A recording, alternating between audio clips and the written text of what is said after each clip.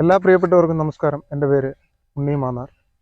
ഞാനൊരു നാടൻപാട്ട് പ്രവർത്തകനും ഒപ്പം ഒരു കർഷകൻ കൂടിയാണ്, ഒരു കൊച്ചു കർഷകൻ കൂടിയാണ്.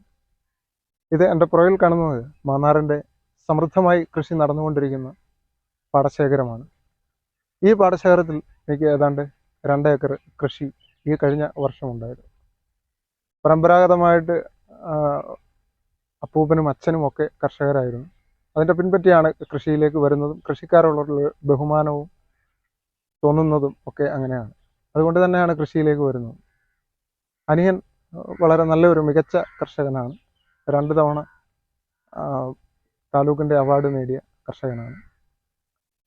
അപ്പോൾ പറഞ്ഞു വരുന്നത്, ഈ വർഷം മെയ് 18 ഞങ്ങളുടെ നെല്ല് ഇവിടുന്ന് കയറിപ്പോയതാണ്. നമ്മളെല്ലാ വർഷവും നെല്ല് കൊടുക്കുന്നത് പോലെ സർക്കാരിനാണ് ഈ വർഷവും നെല്ല് കൊടുത്തത്. പക്ഷേ ഇപ്പോൾ ഒരു പ്രശ്നമെന്ന് പറയുന്നത്, ഈ പാടത്ത് തന്നെ കാനറ ബാങ്കിൽ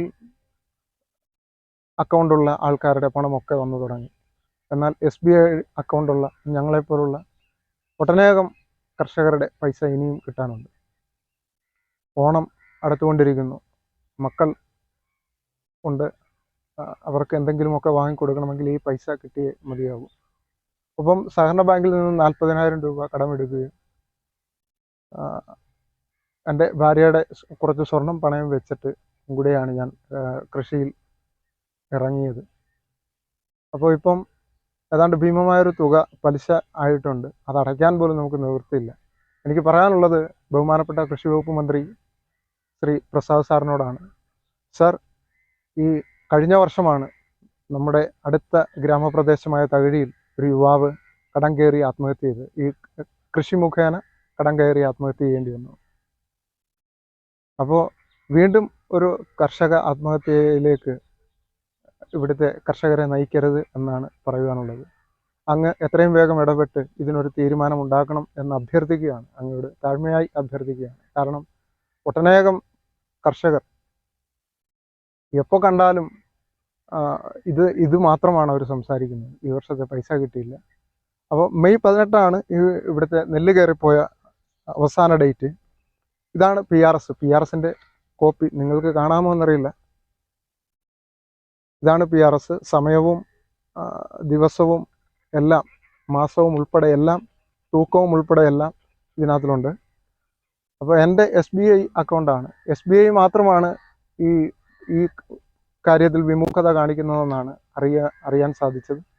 അപ്പോൾ ഇന്നുകൂടെ ഒരാളുമായിട്ട് സംസാരിച്ചതേ ഉള്ളൂ. അദ്ദേഹവും ഏതാണ്ട് 1.5 ലക്ഷം രൂപയുടെ അടുത്ത് അദ്ദേഹത്തിന് കിട്ടാനുണ്ട്. അപ്പോൾ ഇതൊക്കെ ഞങ്ങൾ കടം വാങ്ങിച്ചാണ് കൃഷിക്ക് വേണ്ടി മുടക്കുന്നത്. അപ്പോൾ ഇപ്പോഴും സഹകരണ ബാങ്കിൽ നിന്ന്, മാന്നാർ സർവീസ് സഹകരണ ബാങ്കിൽ നിന്ന് അവർ വിളിച്ചു, പലിശയെങ്കിലും അടയ്ക്കണം എന്നും പറഞ്ഞുകൊണ്ട്. അതുപോലെ ഇന്ന് മുത്തൂറ്റിൽ പണയം വെച്ച സ്വർണത്തിൻ്റെ പലിശ അടച്ചിട്ടാണ് നിൽക്കുന്നത്. ഞങ്ങൾ അന്നന്ന് കൊണ്ടുവന്ന് ജോലി ചെയ്ത് അന്നന്ന് ജീവിക്കുന്നവരാണ്. ഈ കാലഘട്ടത്തിൽ നിത്യവരുമാനം പോലും, ദിവസ വരുമാനത്തിൽ പോലും ജീവിക്കാൻ ബുദ്ധിമുട്ടുന്ന ഒരു കാലമാണ്.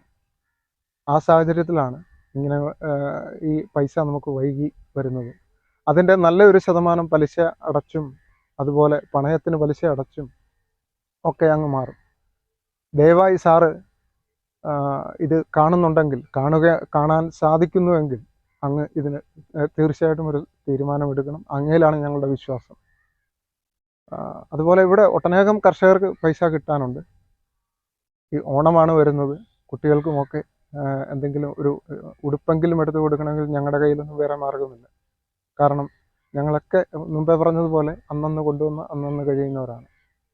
അതുകൊണ്ട് ദയവായി അങ്ങ് ഇതിനൊരു പരിഹാരം കാണും എന്ന വിശ്വാസത്തോടു കൂടി നന്ദി, നമസ്കാരം.